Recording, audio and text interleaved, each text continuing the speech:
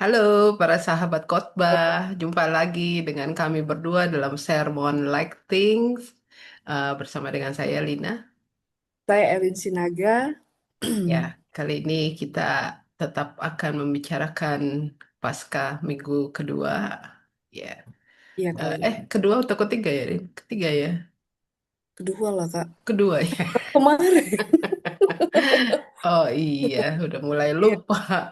Oke, apa aja nih, Rin, teks-teks yang bisa kita sharingkan? Oke, baik. Teks yang bisa kita bagikan adalah Kisah Para Rasul 2 ayat 14a dilanjutkan ayat 22 sampai 32. Lalu Mazmur 16, kemudian 1 Petrus 1 ayat 3 sampai 9, lalu Injil Yohanes 20 ayat 19 sampai 31 Kalina. Oke, apa yang kita bisa highlight nih dari teks-teks ini yang bisa menjadi Iya. ide-ide khotbah? Itulah setelah saya baca gitu ya teks per teks itu, kalau minggu lalu kita menjadi saksi gitu ya Kalina ya. Mhm, mhm. Kalau menurut saya ini bagaimana melanjutkan kesaksian tentang kebangkitan Kristus Ya, itu ya. Nanti Kalina bisa sempurnakan lah gitu ya kan. ya nggak sempurnakan lah, disaksikan lah. Melengkapi lah kayak gitu ya kan. Nah, ini kan kalau kisah ya ini kan tentang kisah-kisah kebangkitan lalu apa tuh namanya eh peristiwa setelah kebangkitan apa yang Mhm, mhm, terjadi begitu ya kan seperti yang di apa tuh namanya yang di Kisah Para Rasul 2 ayat 14 lalu dilanjutkan ayat 22 sampai 32 begitu ya. mhm, Apa tuh namanya bagaimana para rasul yang berjumpa begitu ya kan mhm, mhm, eh memberitakan kuasa kebangkitan begitu ya kan. mhm, Sebenarnya kan ini tuh itu juga yang di ini yang dikutip dari Mazmur 16 ya kan Galina mhm, mhm. Ya, gitu ya betul, kan. betul. Bagaimana kesaksian Daud yang menceritakan kebangkitan menubuatkan keturunan dia gitu loh yang akan Mhm. menyelamatkan dunia melalui kebangkitan Yesus Kristus yang yang apa tuh namanya yang adalah Mesias kayak gitu ya Iya, kan. iya, iya. Uh, uh, Apa tuh namanya ya walaupun kematian Yesus Kristus itu seperti kekalahan bagi dunia gitu ya kan, Mhm, mhm, tetapi ya itulah puncak dari kemenangan itu dan bahwa Yesus tidak menyerahkan dirinya ke dalam dunia orang mati gitu ya kan. mhm, Bahkan ada penafsir yang mengatakan gitu ya Yesus juga bersaksi di dunia orang mati kemudian dia naik ke ini kemana tuh namanya ke benar. bangkit dari antara Mhm, orang mati kayak gitu ya kan. mhm, Nah, mhm, begitu juga ya ini juga yang disaksikan oleh Simon Petrus ya, Petrus yang berkhotbah lalu membaptis orang-orang yang ada di sana yang dia dikira mabuk padahal mhm, tidak. Roh Kudus menguasai dia gitu ya kan. mhm, Nah, terus kalau saya lihat ya gitu juga yang terjadi di pemberitaan Yohanes begitu ya kan. mhm. Bagaimana peristiwa kebangkitan itu juga peristiwa pemulihan gitu ya kan. Ya. Pemulihan iman si Thomas begitu ya. Walaupun ini banyak apa tuh namanya eh, asumsi-asumsi sebenarnya Thomas bukannya nggak percaya atau bahkan keraguan-raguan Thomas itu adalah bagian dari iman kayak gitu ya kan. Mhm, Tapi itu pemulihan itu menurut saya ditandai ketika Yesus ya cucukkanlah tanganmu ke daerah-daerah yang disalibkan, yang dipaku begitu kan, mhm, mhm, bahwa ketika kau menyentuhku saat itu juga kau percaya ya itulah iman yang dipulihkan itu. Nah, jadi menurut saya peristiwa setelah kebangkitan itu adalah peristiwa mengundang undangan bagi orang-orang mhm, yang percaya untuk tetap bersaksi gitu ya kan bahwa ada pemulihan-pemulihan yang terjadi, kemudian bagaimana bertahan di masa-masa yang tidak mudah karena kan murid-murid itu kan berkumpul ya kan, berkumpul bersama ya kita tahu lah ya kan. Ini sebenarnya Tuhan itu bangkit apa enggak kan mengumpul-ngumpulkan apa bukti begitu. Nah, ini perkumpulan mereka itu tuh kalau menurut saya tuh ya mereka di masa sulit, di masa gamang yang tidak pasti, bener enggak gitu kan. Mhm. Tetapi mereka tetap solid gitu ya kan. Nah, bagaimana kita di dalam masa-masa sulit tetap solid juga, iman percaya tetap teguh kepada Tuhan saja. Nah, itu juga bentuk dari pemulihan ketika kita bersama dengan komunitas kita, berdoa bersama, begitu ya kan. Ya. Banyak apa tuh namanya? Ya itulah undangan undangan bersaksi, apa namanya? Peristiwa pemulihan. Gitu sih Kak menurut saya. Oke. Makasih, Din. Memang ini lanjutan dari minggu-minggu sebelumnya ya tentang menjadi saksi ya Iya, sebagai berita kebangkitan. eh Cuma kalau saya eh sekali lagi saya mau lihat ini dari dari kacamata trauma ya, trauma iya teologi. kali. Mm-mm. Ya, menurut saya ini kita bisa lihat menjadi satu kesatuan nih tentang proses bagaimana trauma itu pulih ya, dipulihkan. Ya, kita Iya, tahu bahwa trauma tidak tidak sepenuhnya orang yang mengalami trauma lalu kemudian bisa pulih di sini artinya oh ya sudah hilang semua iya memori nggak betul, mungkin. betul. Nggak Mm-mm. mungkin dan ini kan sesuatu yang sangat sesuatu yang sangat traumatis. Ini Mm, sangat sulit ya untuk di dipulihkan dan lain-lain. mm-mm, Dan ini mm-mm. sebenarnya terlihat saya mau mulai dari Injil ya Yohanes. Iya, Ini sebenarnya terlihat dari sikap para murid ya. mm-mm, Ketika mm-mm. mereka sebenarnya kan mereka udah mendengar berita tentang Kebangkitan. bangkitan, ya kan? Iya betul. Tapi mereka tetap berada dalam ketakutan gitu loh, tetap Mm-mm, sembunyi eh, dan tetap ada di ruang-ruang yang tertutup gitu ya. Ya ini menjadi ruang aman buat mereka, tapi sekaligus juga menjadi situs yang traumatis kan. mm-mm. Karena Bener itu Kak. kenapa mereka eh, tetap berdiam di situ, nggak berani keluar. Mm-mm, eh Mereka ketakutan, ya kembali takut diserang dan lain-lain gitu. Jadi mm-mm, tempat itu, ruang itu menjadi ruang yang aman buat mereka, tapi sekaligus juga menjadi ruang yang traumatis ya. Kalau mm-mm. kita lihat dalam teori trauma kan begitu ya. Ada Iya. ada pertama-tama kita bicara tentang tempat gitu, bicara tentang situs ya. Mm, eh atau bicara tentang site di mana eh, tempat itu bisa menjadi tempat yang aman sekaligus menjadi yang traumatis. Dan di sini juga kalau kita lihat eh, situs yang aman ini tadi ya, yang tadi menakutkan, Iya, mengerikan, menjadi ruang yang aman ketika Tuhan Yesus hadir. iya, betul. Ya, ini dia proses pemulihan dan menurut saya yang menarik adalah baik dalam kisah Yesus hadir bagi semua para murid maupun secara khusus kepada eh, Thomas Didimus ya. Iya, Yang benar. menarik buat saya adalah Yesus menunjukkan luka-lukanya. Iya. Nah, ini sangat penting dalam teori trauma, Rin. Ya, Mm-mm, eh, ini menunjukkan bahwa kekerasan, luka itu tidak hilang. mm, Ya, mm, dalam trauma ini penting sekali untuk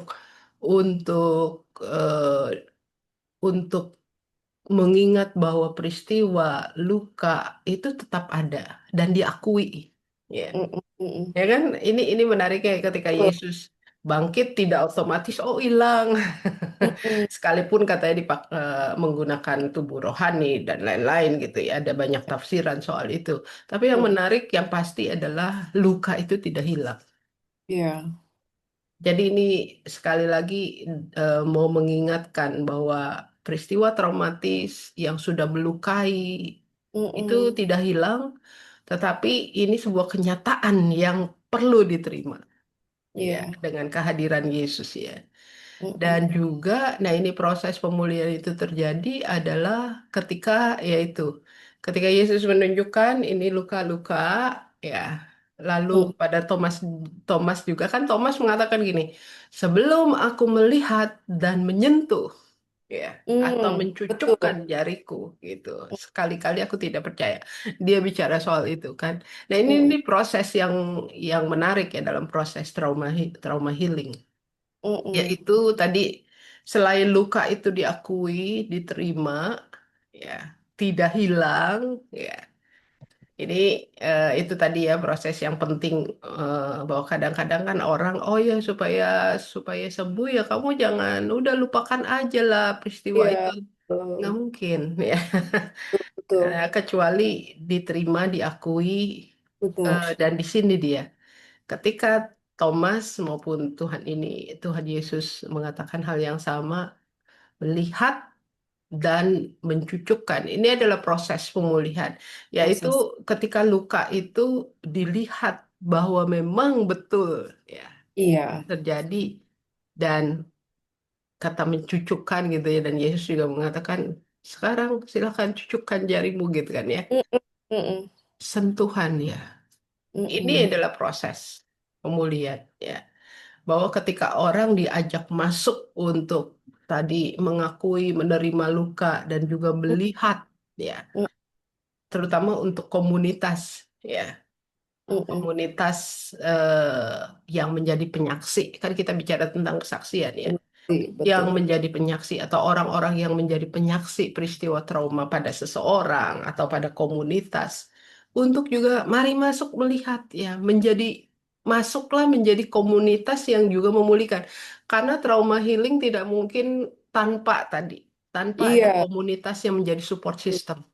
Benar kali, Nak. Ya, tanpa ada ya ini kan yang dikatakan oleh Judith Herman ya Mm-mm. bahwa ada support system yang dibangun ya Mm-mm. pertama-tama misalnya untuk trauma individual Mm-mm. keluarga ya Iya. lingkungan terdekat teman-teman dan lain-lain ya sampai orang yang trauma itu bisa kembali bangkit ya. Iya. Jadi nah ini proses melihat bahwa memang betul ada kejadian, melihat Mm. dengan mata mata fisik maupun mata hati dan juga ini dia bagian menyentuh itu. Menyentuh. Iya, Kak. Menyentuh artinya masuk ke dalam ya, Mm-mm. ke dalam apa namanya Lu. eh, luka itu Lu. ya, Mm. trauma itu bahwa ini bukan cuma sebuah pengakuan tetapi ada gerakan untuk betul, iya, dan mari kita pulih bersama, begitu ya. Iya, Kak. Ini. Benar. Dan ini sih menurut saya kalau kita mau lihat Injil dari kacamata trauma, kita Mm-mm. bisa lihat proses bagaimana eh, proses itu pulih dan juga yang sangat menarik ketika Tuhan Yesus menghembuskan Roh Kudus itu. Ya, Iya. ini yang sangat powerful atau kalau pakai teorinya Sherry Rainbow, ya, Mm-mm. ini yang Mm-mm. dia sebut sebagai middle spirit itu.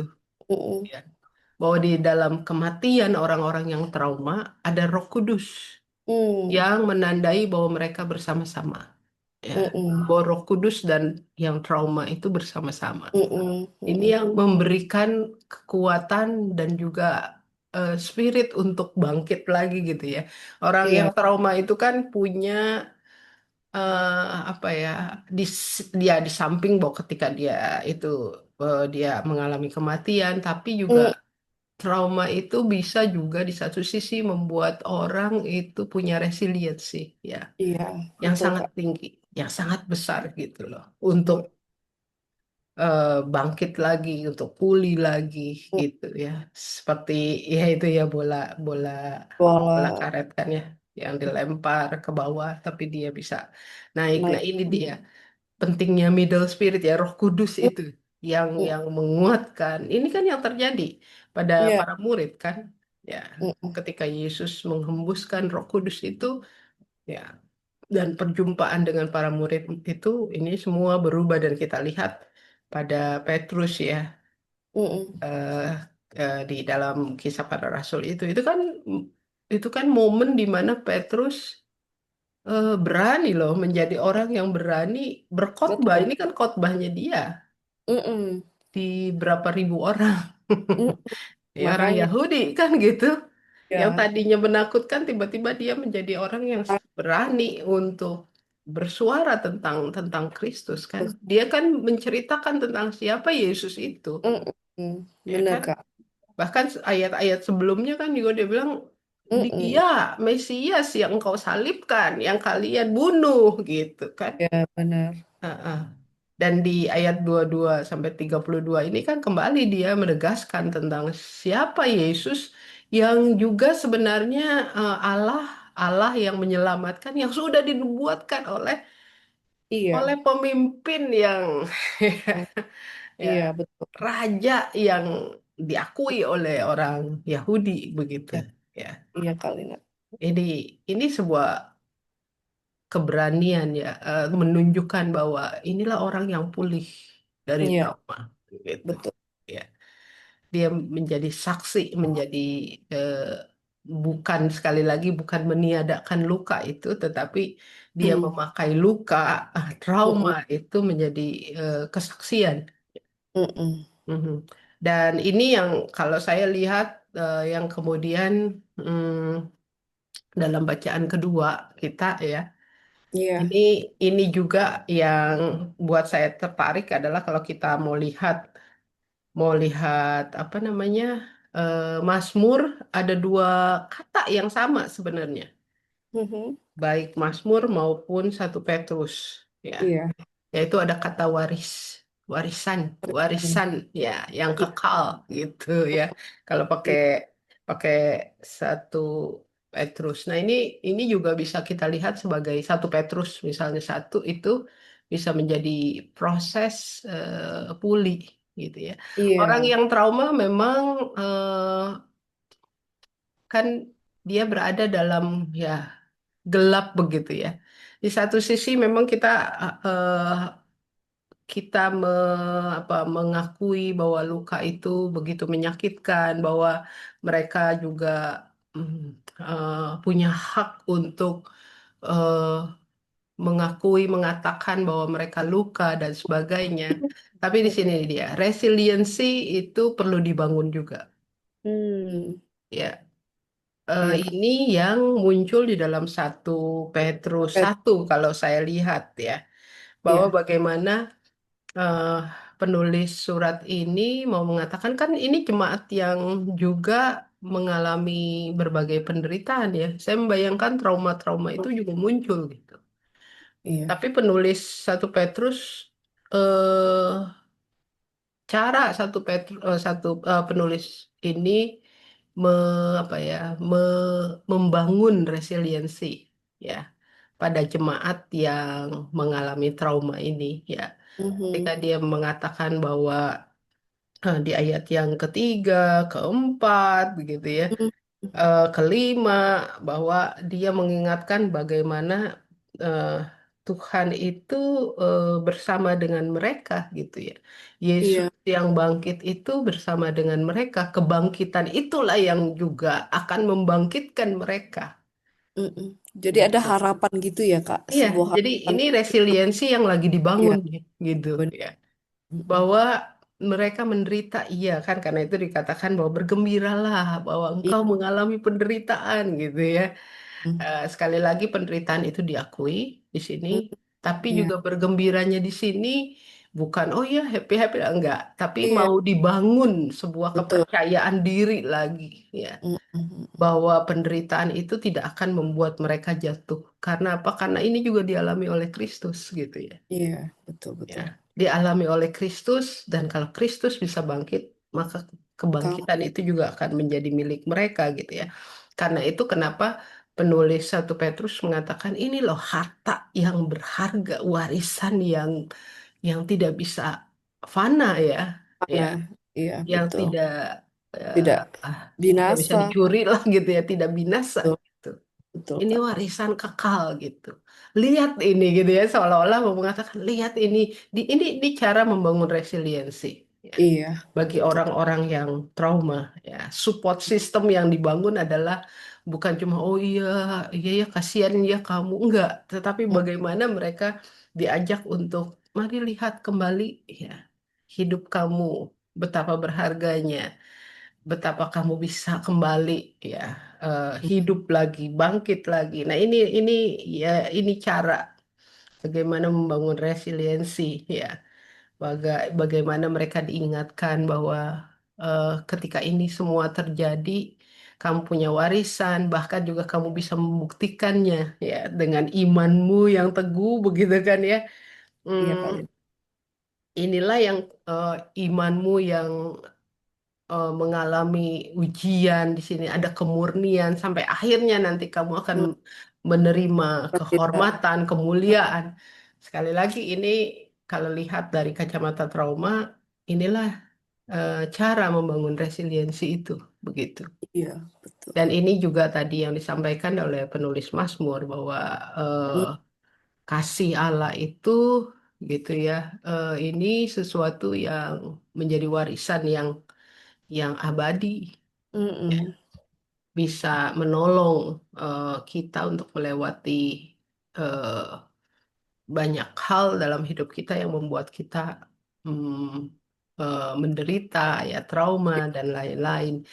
Dan buat saya yang menarik juga adalah kembali ke Injil ya. Ini Mm-mm. sekali lagi saya bicara soal proses trauma healing ya. Pilihan, iya, Kak. eh adalah eh, bukan hanya resiliensi ya, tapi nextnya apa begitu ya kan? Mm, iya, ya. Yaitu ketika Tuhan Yesus mengatakan soal pengampunan. Nah, itu, Kak. Ini ya, eh, ini menarik sih. Mm, Tuhan Yesus mengatakan bahwa ketika engkau mengampuni gitu ya orang mm. lain maka dosanya akan diampuni ya Iya, dan sebaliknya gitu kan ya. jika Eh, tidak, tidak Jika diampuni. tidak, tidak diampuni begitu ya. Kenapa buat saya ini mengampuni? Ini dia. Orang yang mengalami traumatis itu atau komunitas yang mengalami trauma memang perlu apa ya? Ada proses rekonsiliasi. Iya, Ya. Eh, eh, sekali lagi Judith Herman kalau nggak salah gitu ya. Memang iya, Kak. proses rekonsiliasi antara eh, pelaku dan juga Mm, korban. Korban. Yang ideal sekali lagi ada pertemuan itu, gitu ya. Mm-mm, mm-mm, Ah, sehingga bisa ada percakapan, ya, ada komunikasi, ada mm. rekonsiliasi yang dibangun, ada momen buat si korban mengatakan bahwa apa yang kamu lakukan itu, ya, pakai Iya, pakai apa namanya, pakai lainnya AADC, apa yang kamu lakukan itu jahat gitu ya. iya, Dan betul. juga buat si pelaku ada momen pengakuan bahwa Iya. "Ah, aku itu yang ideal." Tapi juga saya juga tidak mengatakan oh harus enggak juga gitu kan. Mm-mm, Apalagi untuk peristiwa-peristiwa yang sangat menyakitkan gitu ya. mm-mm. Nggak harus si korban itu berjumpa Iya, iya, dengan Kak. si pelaku gitu. Apalagi bisa jadi itu akan berbahaya gitu kan ya Iya. buat si korban ketika kalau pelakunya tidak tidak Mm, bertobat juga gitu kan itu bisa mm, berbahaya gitu tapi at least si korban itu di dalam dirinya ya ada mm-mm, proses mm-mm. proses rekonsiliasi karena orang yang mengalami trauma atau komunitas yang trauma itu pertama-tama pasti menyalahkan dirinya sendiri Iya, Kak.